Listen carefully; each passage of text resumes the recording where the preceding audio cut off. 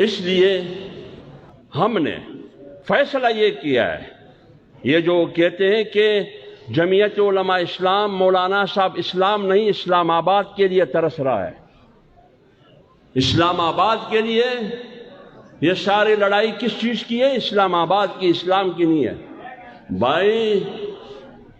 اسلام پر ڈاکہ ڈالا ہے کس نے؟ اسلام آباد والوں نے۔ میرے ووٹ پر ڈاکہ ڈالا ہے کس نے؟ اسلام آباد والوں نے۔ میرے ووٹ کو چوری کیا ہے کس نے؟ اسلام آباد والوں نے۔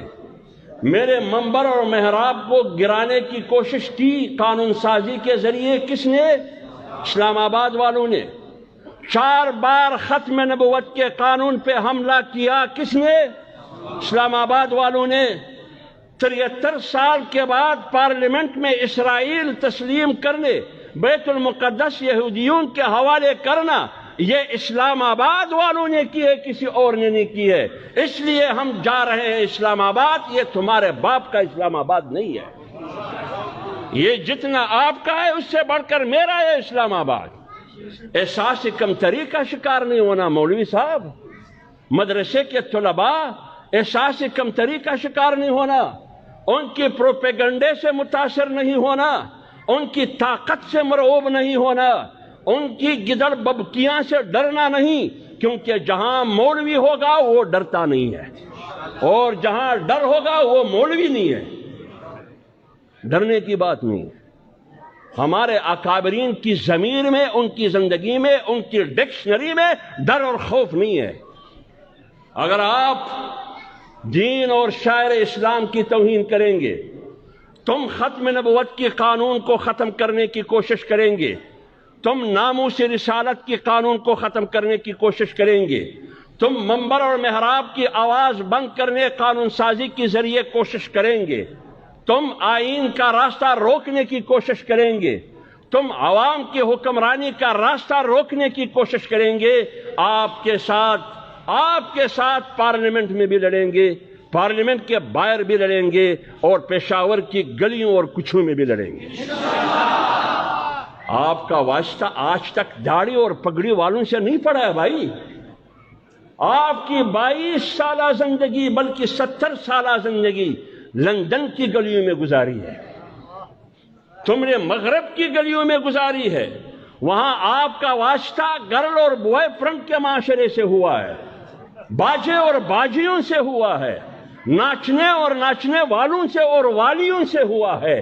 یہ داڑھی اور پگڑی والے ہیں، یہ ناچ پر یقین نہیں رکھتے، یہ گرل اور بوائے فرینڈ پہ یقین نہیں رکھتے۔ اس کی تاریخ پڑھو، اس کی تاریخ میں سر جھکانا نہیں بلکہ سر کٹانا ہے۔ اس کی تاریخ میں، اس کی تاریخ میں بھاگنا نہیں، میدان میں کھڑے ہو کے آنکھیں میں آنکھیں ڈال کر لڑنا ہے اس کی تاریخ میں۔ اور انشاءاللہ العزیز ہم دین کے لیے لڑیں گے، دینی مدارس کی تحفظ کے لیے لڑیں گے، ختم نبوت کی قانون کی تحفظ کے لیے لڑیں گے۔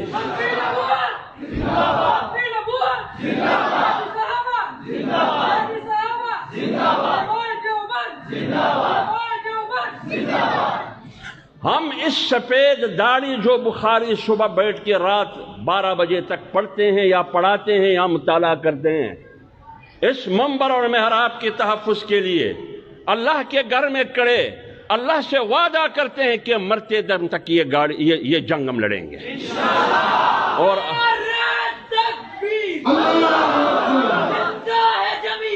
زندہ ہے مدنی کی جمعیت، زندہ ہے شیخ الہند کی جمعیت، زندہ ہے یہ تیری جمعیت، زندہ ہے یہ میری جمعیت، زندہ ہے ہم سب کی جمعیت، زندہ ہے زندہ ہے جمعیت، زندہ ہے۔ یہ ملک آپ کی عیاشی کے لیے نہیں بنا بھائی، یہ ملک آپ کی عیاشی کے لیے نہیں بنا، یہ آپ کی مغربی تہذیب سیکولر اسٹیٹ تشکیل کے لیے نہیں بنا۔ یہ ملک مادر پدر آزاد معاشرے کے لیے نہیں بنا۔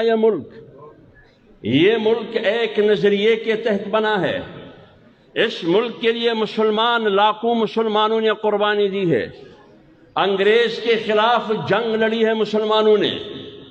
اگر تم کوشش کرو گے فواد چودھری جیسے آدمی کے ذریعے سیکولر اسٹیٹ ڈکلیئر کرو گے اور نام مدینے کا ریاست کا دو گے. مدینے کی ریاست تم قائم کرتے ہو فردوس اشکاوان کے ذریعے. مدینے کی ریاست تم قائم کرتے ہو شیرین مزاری کے ذریعے. کسی کو پتہ نہیں ہے کہ وہ انسان جا رہا ہے یہ کوئی ڈرم ہے.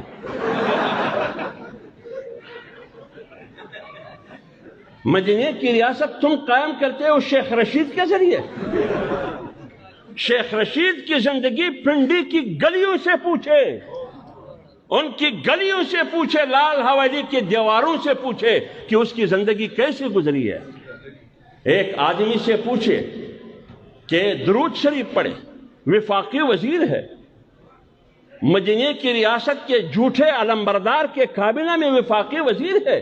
ان سے پوچھا جاتا ہے کہ درود شریف پڑھو, ساری مجھے درود شریف پڑھنا نہیں آتا. جب ان سے پوچھا جاتا ہے سورۃ الاخلاص پڑھو, ساری مجھے اخلاص پڑھنا نہیں آتا. جب ان سے پوچھا جاتا ہے کہ دعائے قنوت پڑھو, پڑھنا نہیں آتا ساری, تو پھر کیا پڑھنا آتا ہے؟ آپ کی عمر 50-60 سال ہے, ایک کی عمر 80 سال ہے, سورہ اخلاص پڑھنا نہیں آتا, درود شریف پڑھنا نہیں آتا. اب آپ بتائیں جس کو درود پڑھنا نہیں آتا وہ مدینے کی ریاست قائم کر سکتا ہے؟ یہ کس قسم کی مدینے کی ریاست؟ کہتے ہیں کہ پاکستان کے حکمرانوں کی تاریخ میں یہ پہلا حکمران ہے جو مدینے کی ریاست کی بات کرتا ہے. مدینے کی ریاست کی بات کرتا ہے. وہ ہیرا کی منڈی کی رنڈی بھی بات کرتی ہے نا. ان باتوں میں نہیں آنا ان باتوں میں. یہ عزم کرنا ہوگا کہ ہم نے, اللہ تعالیٰ نے زندگی دی وہ تاکہ ہم موسیٰ کے نظریے کی تحفظ کریں. ہم جناب رسول اللہ صلی اللہ علیہ وآلہ وسلم کی حقیقی روحانی اولاد بن کے ہم جدوجہد کریں. ہم امام ابو حنیفہ, امام احمد بن حنبل, مجدد الفسانی, نانوتوی, شیخ الہند کی روحانی اولاد بن کے جدوجہد کریں. یہ جنگ ہمیں میراث میں ملی ہے, میراث میں. آج اگر اس جنگ کے نتیجے میں گالیاں ہمیں پڑ رہی ہے اور گولیاں ہمیں پڑ رہی ہے, ہمیں اس پر فخر ہے. کوئی پریشانی نہیں ہے, ہمیں کوئی پریشانی نہیں ہے. ایک سر ہے, تم نے کاٹنا ہے یا خدا نے سانس لینا ہے, لیکن ایک دن مرنا ہے. لیکن مروں گا غیرت کے ساتھ مروں گا, بے غیرتی کے ساتھ نہیں مروں گا, تاکہ کم سے کم تاریخ میں تو زندہ رہوں. لوگ تو یہ نہ کہے کہ یہ بغیرت ہو کے سرکاری اور درباری املا ہو کے بغیرت کی طرح مرا. یہ نہیں کروں گا. تو انشاءاللہ وعدہ ہے یا نہیں؟